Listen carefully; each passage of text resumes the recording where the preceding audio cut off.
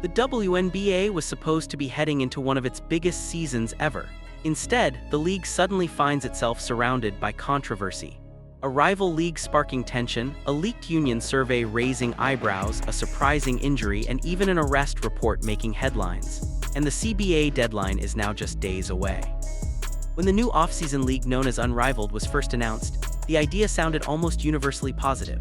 The concept was simple: create a competitive environment where professional players could earn money during the off-season without needing to travel overseas. For many athletes in women's basketball, that had been the long-standing reality for years, spending the WNBA off-season playing in Europe or Asia just to maintain income.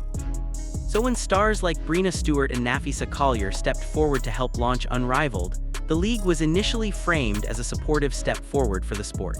Instead of forcing players to leave the United States for months at a time, the league promised a domestic option that could provide competitive games, strong salaries, and a more stable off-season routine. At first, fans largely welcomed the idea. But over time, the conversation around Unrivaled began to shift. Some analysts and commentators started noticing that the messaging surrounding the new league wasn't just about providing additional opportunities. In several interviews and social media clips, players and supporters began comparing Unrivaled directly with the Women's National Basketball Association. In certain cases, those comparisons suggested the new league treated players better financially. That's when the debate quietly started growing. To some observers, Unrivaled was simply doing what it promised, offering players more options and better earning potential. But to others, the comparisons began to feel like an indirect criticism of the WNBA itself, a league that has spent nearly 3 decades building the foundation of professional women's basketball in the United States. For longtime fans, that tension raised an uncomfortable question. Was Unrivaled meant to support the WNBA or eventually compete with it? Supporters of the off-season league insist the goal has always been cooperation rather than competition.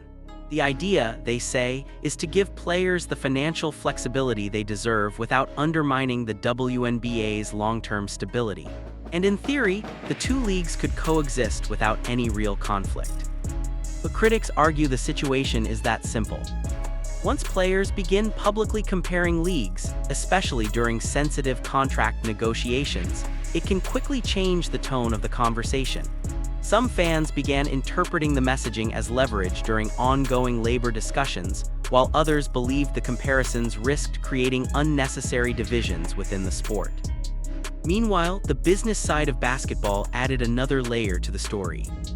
Television networks, sponsors, and investors are always watching how audiences respond to new leagues. If one product begins pulling attention away from another, it naturally raises questions about long-term market impact. And that's exactly why the next phase of this conversation became so important. Because once the first viewership numbers started appearing, the debate surrounding Unrivaled didn't just stay theoretical anymore. Suddenly, the discussion turned toward something much harder to ignore: the ratings. As excitement around the new off-season league continued to grow, many fans and analysts began asking a simple question: how many people were actually watching? In modern sports, television ratings and streaming numbers often determine whether a new league becomes sustainable or quietly fades away. And that's where the conversation started getting uncomfortable. Part of the reason ratings suddenly became such a big topic was because of the network involved.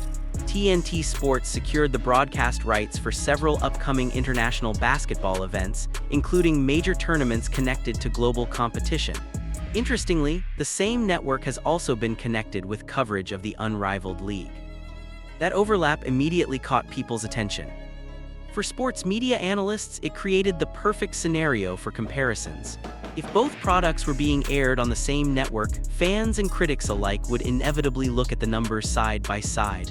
Whether anyone wanted that comparison or not, it was almost guaranteed to happen. Early reports about viewership suggested that Unrivaled's television audience was smaller than some supporters originally expected. While the league managed to generate strong interest in certain host cities and drew attention on social media, the national broadcast numbers did not always match the level of online excitement surrounding the league. To be clear, those early ratings do not necessarily determine the long-term future of a new sports venture. Many successful leagues have needed years to build a consistent audience. Even major organizations in sports history took time before becoming truly profitable and widely watched. But timing matters.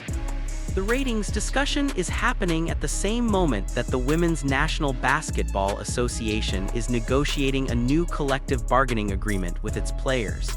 That means financial conversations, revenue growth, and league stability are already at the center of the public debate.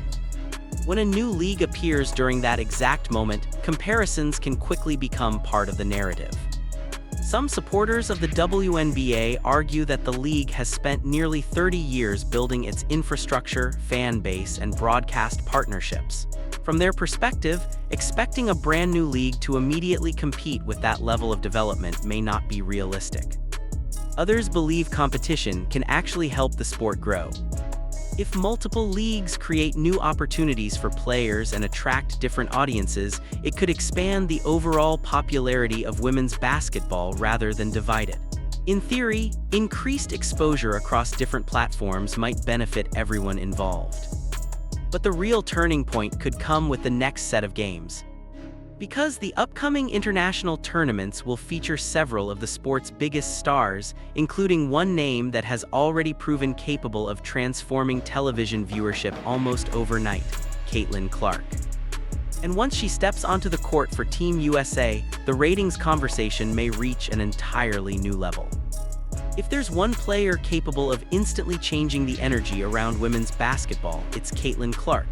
Over the past year, Clark has become one of the most talked about names in the entire sport, drawing massive crowds, record television audiences, and an entirely new wave of fans paying attention to women's basketball.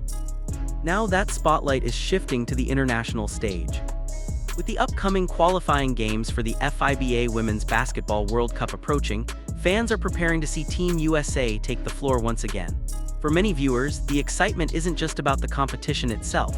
It's about seeing Clark wear a senior Team USA jersey and compete on a global stage where expectations are always sky high. Team USA is scheduled to face several opponents during the qualifying stretch, including Puerto Rico, Italy, New Zealand, and Spain. These games might normally fly under the radar for casual sports fans, but Clark's presence changes that dynamic almost instantly. When she plays, people tune in. That's not speculation anymore, it's already been proven. Throughout her transition into professional basketball with the Indiana Fever, Clark's games have consistently generated strong ratings and ticket demand. Arenas have sold out, television numbers have climbed, and social media discussion around the league has exploded. Even critics who were initially skeptical have acknowledged the attention she's bringing to the sport. So naturally, expectations for these international games are rising quickly. Analysts believe the Team USA broadcasts could attract a much larger audience than previous qualifying tournaments. Some fans are simply curious to see how Clark performs against international competition. Others are excited to watch a roster filled with elite talent representing one of the most dominant programs in basketball history. But while Clark's appearance is creating plenty of anticipation, the roster announcement also introduced an unexpected twist. When the official lineup for the qualifying games was revealed, many fans immediately noticed that a few familiar names were missing. One absence, in particular, sparked widespread discussion across social media and sports forums. The missing player wasn't just another role contributor. It was a rising star who many people expected to be part of the team's future core. Someone whose presence alongside Clark could have created an exciting new duo for Team USA moving forward. Instead, she wasn't on the list at all. And once the reason behind that absence began to surface, the conversation quickly shifted away from excitement and toward something much more concerning. Because the injury responsible for her absence reportedly didn't happen during a WNBA game or a national team practice. It may have happened somewhere else entirely. When the official roster for the upcoming FIBA Women's Basketball World Cup qualifying games was announced, most fans were focused on who made the team. But it didn't take long before people started noticing who wasn't there. One name stood out immediately: Aaliyah Boston. Boston has quickly become one of the most important young stars in the Women's National Basketball Association. After entering the league with massive expectations, she wasted no time proving she belonged among the elite.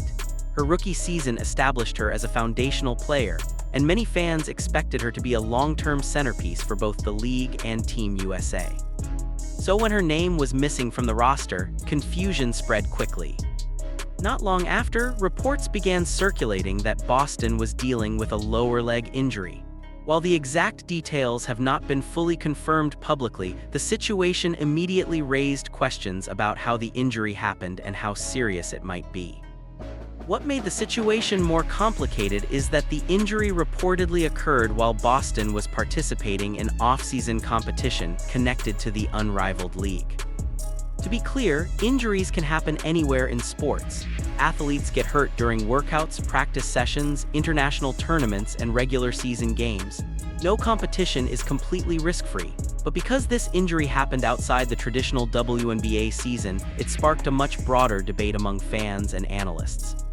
Should star players risk playing in off-season leagues if it could potentially affect their availability for major tournaments or the upcoming professional season? That question is becoming increasingly relevant as more off-season opportunities appear for professional players. For years, many WNBA athletes traveled overseas during the winter months to supplement their income. Playing internationally became almost a requirement for players looking to maximize their careers financially. New leagues like Unrivaled were supposed to change that by keeping players closer to home while still offering competitive basketball. But Boston's injury has reminded everyone that the physical risks don't disappear just because the league changes. For teams, this situation can also create a complicated business decision. Franchises invest heavily in star players who are expected to lead their organizations for years. Boston, for example, is widely viewed as a cornerstone player for the Indiana Fever.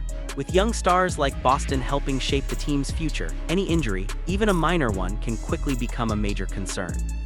Some insiders believe that as player salaries continue rising, teams may start paying closer attention to how their stars spend the offseason.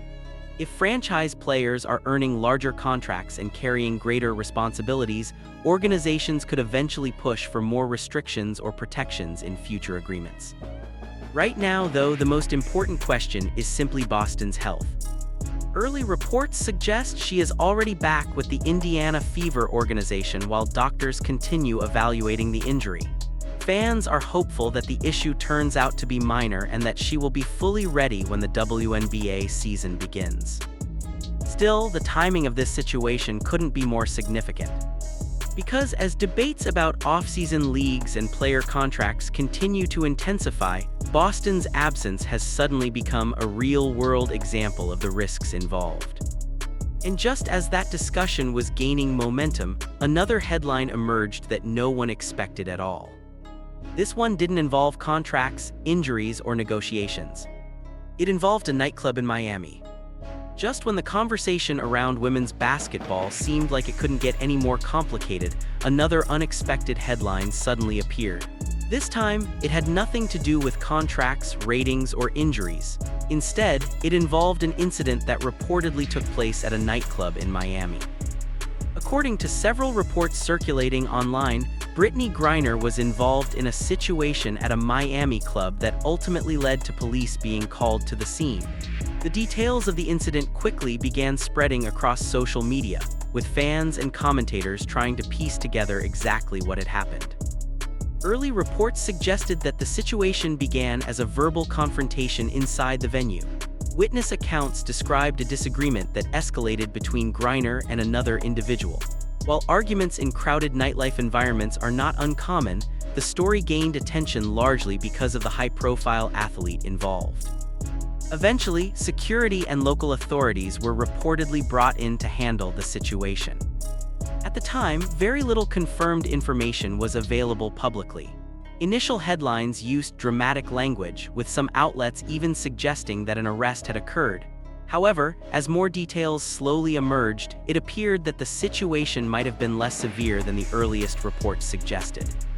Still, once a story like this reaches the internet, it can spread extremely quickly. Within hours, clips, comments, and speculation were circulating across sports media platforms. Fans debated whether the situation had been exaggerated, while others criticized the way certain outlets rushed to publish incomplete information.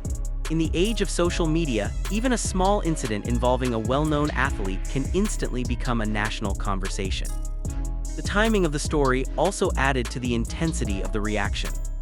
The Women's National Basketball Association is currently navigating one of the most important moments in its modern history. Between collective bargaining negotiations, rising television ratings, and growing media attention around the league's young stars, women's basketball has been under a larger spotlight than ever before. That increased attention means that off-court stories can sometimes generate just as many headlines as the games themselves. For players like Brittney Griner, public scrutiny has already been part of their careers for years.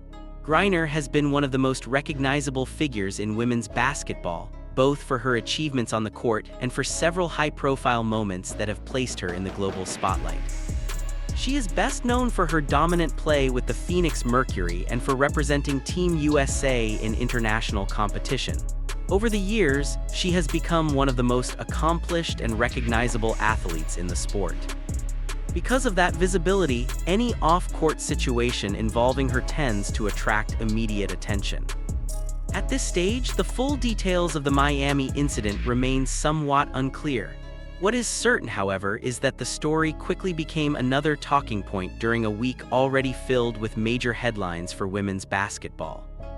Between new leagues, injuries, international tournaments, and contract negotiations, the sport is experiencing one of the most eventful periods in recent memory. And the Miami nightclub story only added another layer to an already chaotic week. But even that headline may soon be overshadowed by something much bigger, because the most important deadline in the league's immediate future is now approaching fast. The clock is ticking toward the next collective bargaining agreement decision. Just when it seemed like the week couldn't get any more chaotic, another headline surfaced, this time involving a leaked internal document connected to the players' union.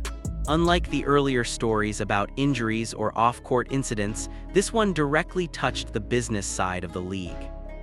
And that's exactly why it drew so much attention. The document in question was reportedly a survey circulated among players within the Women's National Basketball Association. The survey was designed to gather opinions about several key issues currently shaping negotiations between players and league leadership. These topics included travel standards, revenue sharing, roster expansion, and long-term financial growth. Normally, internal surveys like this remain private. They're meant to help union leadership understand what players actually want before entering formal negotiations with the league. But in this case, portions of the survey reportedly leaked online, giving fans and media members a rare glimpse into the internal conversations happening behind the scenes. The survey was believed to be connected to the Women's National Basketball Players Association, the union that represents WNBA athletes during collective bargaining negotiations. As the current collective bargaining agreement approaches a critical point, the union has been gathering feedback to determine what priorities players believe should come first. Once the leak started circulating, reactions were immediate. Some fans viewed the survey as proof that players were preparing for serious negotiations. Others focused on specific questions that appeared to highlight frustration with certain aspects of the league's current structure. Even though the survey itself did not represent official demands, the topics included gave people insight into what players may push for during the next round of talks. One major issue believed to be addressed in the survey was travel. For years, travel conditions in the WNBA have been a frequent topic of debate. Unlike many major men's leagues, teams traditionally relied on commercial flights rather than private charters. Players have often argued that long travel schedules, tight connections, and limited recovery time can negatively impact both performance and health. Recently, the league has taken steps toward expanding charter flight access, but the issue still appears to be part of the broader conversation about working conditions. Another area believed to be included in the survey involved revenue sharing and salary growth. The WNBA has experienced significant attention recently, especially with the arrival of high-profile stars like Caitlin Clark, who has drawn record-breaking television audiences and sold-out arenas. As the league grows in visibility, players naturally want to ensure that future financial success benefits the athletes as well as the organizations. That's a standard dynamic in professional sports. Whenever a league begins expanding its popularity, collective bargaining negotiations often become the place where those financial questions get resolved. Players want larger salary pools, better benefits, and improved resources. Owners want to ensure the league remains financially sustainable long-term. Those interests don't always align perfectly. The leak itself also sparked another debate: how much of the internal negotiation process should actually be public? Some observers argued that the leak might complicate negotiations by exposing sensitive discussions too early. Others believed the transparency could help fans better understand what players are advocating for. Regardless of where people fall on that debate, one thing is clear. The leak revealed just how active the current negotiations have become.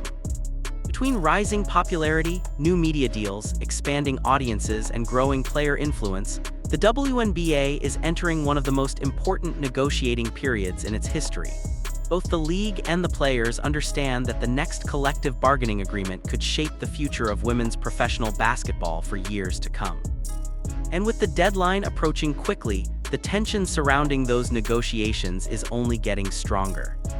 As negotiations around the next collective bargaining agreement intensify, one possibility has quietly started entering the conversation: the threat of a strike. While no official strike has been announced, the growing tension between players and league leadership has made the topic impossible to ignore. At the center of these negotiations is the future of the Women's National Basketball Association. The league is experiencing one of the most important growth periods in its history. Television ratings have climbed, attendance numbers have improved, and social media engagement has exploded. Much of that surge in attention has been driven by a new generation of stars who are bringing unprecedented visibility to women's basketball. One of the biggest names contributing to that momentum is Caitlin Clark. Her arrival in professional basketball has dramatically increased fan interest, with sold-out arenas and record viewership becoming a regular occurrence during her games. For many observers, Clark represents a new era for the sport, one where women's basketball attracts mainstream attention in ways that were rarely seen before. But increased attention also raises bigger financial questions. Whenever a sports league experiences rapid growth, players often begin pushing for a larger share of the revenue being generated. That process typically happens through collective bargaining negotiations between the league and the players' union. In the WNBA, those negotiations are led by the Women's National Basketball Players Association, which represents the interests of the athletes. The current discussions revolve around several key issues. First, there is the topic of salary structure. While WNBA salaries have gradually increased over the years, many players believe the compensation should better reflect the league's rising popularity and expanding media deals. As television partnerships grow and sponsorship opportunities increase, players are pushing to ensure that athletes receive a meaningful share of the revenue growth. Second, working conditions remain a major point of conversation. Travel standards have been debated for years, particularly the use of charter flights versus commercial travel. Recently, the league has begun expanding charter access, which many players view as a major step forward. Still, players want those improvements to become permanent parts of future agreements rather than temporary adjustments. Another issue involves roster size and player opportunities. Many talented athletes struggle to secure roster spots each season because teams are limited in how many players they can carry. Expanding roster sizes could create more professional opportunities, but it would also require additional financial investment from teams. These are the kinds of negotiations that can take months or even years to resolve. However, when discussions stall, players sometimes turn to one of the most powerful tools available in professional sports: the strike. A strike occurs when players collectively refuse to participate in games until an agreement is reached. It's a rare and dramatic step, but it has been used throughout sports history to force negotiations forward. Several major leagues have experienced labor disputes at different points, often during periods of rapid financial change. For the WNBA, even the possibility of a strike would be a significant development. The league is currently riding a wave of momentum. New fans are discovering the sport, television audiences are growing, and corporate sponsors are paying closer attention than ever before. A labor dispute during this moment could disrupt that progress, which is why both sides likely want to avoid that scenario if possible. Still, the fact that strike discussions are even being mentioned shows how serious the negotiations have become. Players believe the league is entering a new financial era and want to secure long-term protections while the sport is growing. League leadership, on the other hand, must balance those demands with the realities of operating a sustainable business. Finding that balance is never simple. For now, both sides continue negotiating behind closed doors, and there is still plenty of time for an agreement to be reached. But as the deadline approaches, the pressure will only increase. Because if negotiations fail to produce a deal, the WNBA could face the most dramatic labor standoff in its modern history.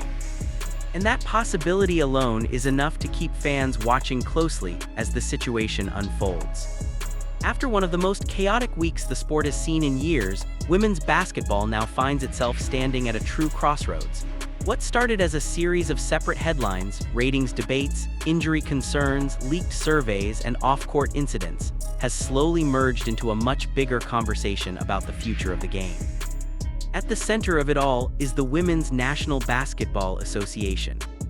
For nearly 3 decades, the WNBA has worked to build a sustainable professional league for women's basketball in the United States.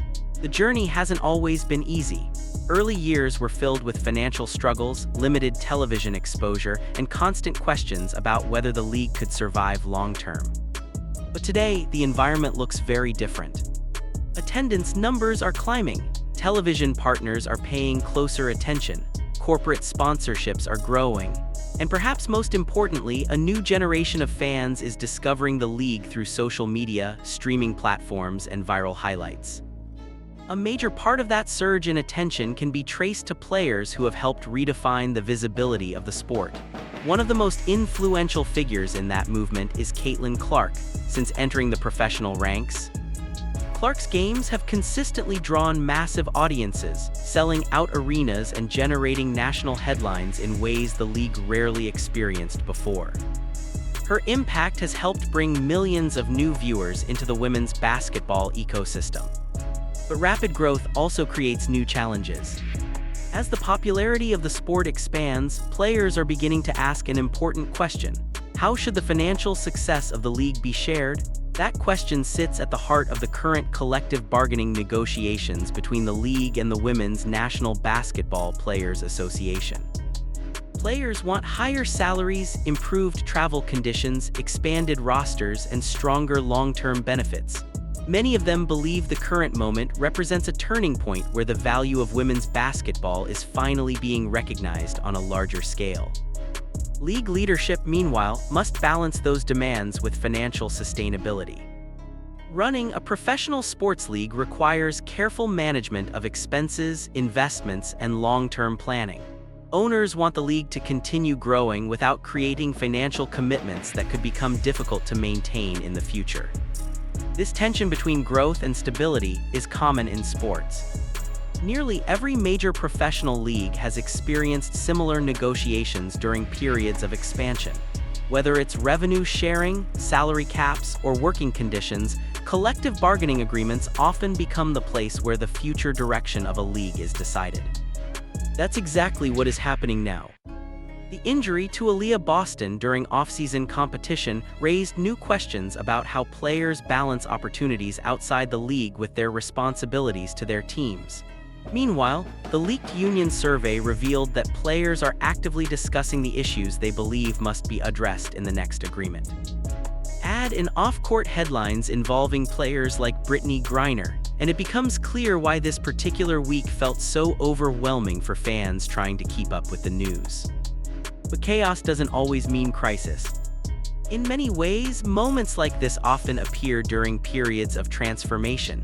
When a sport begins attracting more attention, more money, and more cultural influence, disagreements about direction are almost inevitable. The important question is how those disagreements are resolved. If the league and the players' union can reach a balanced agreement that supports both financial stability and player growth, the WNBA could emerge from this period stronger than ever. Increased salaries, better travel standards, and expanded opportunities would signal that the sport is entering a new era of professionalism. On the other hand, if negotiations break down and tensions escalate toward a labor dispute, the league could face a major interruption at a time when momentum is finally building. For fans, the hope is simple. The focus should ultimately return to the basketball itself, the rivalries, the rising stars, and the incredible talent that continues to elevate the sport year after year. Because despite all the headlines, debates, and negotiations, the real reason people care about women's basketball is what happens on the court. And as the next season approaches, the entire sports world will be watching to see which direction the league chooses next.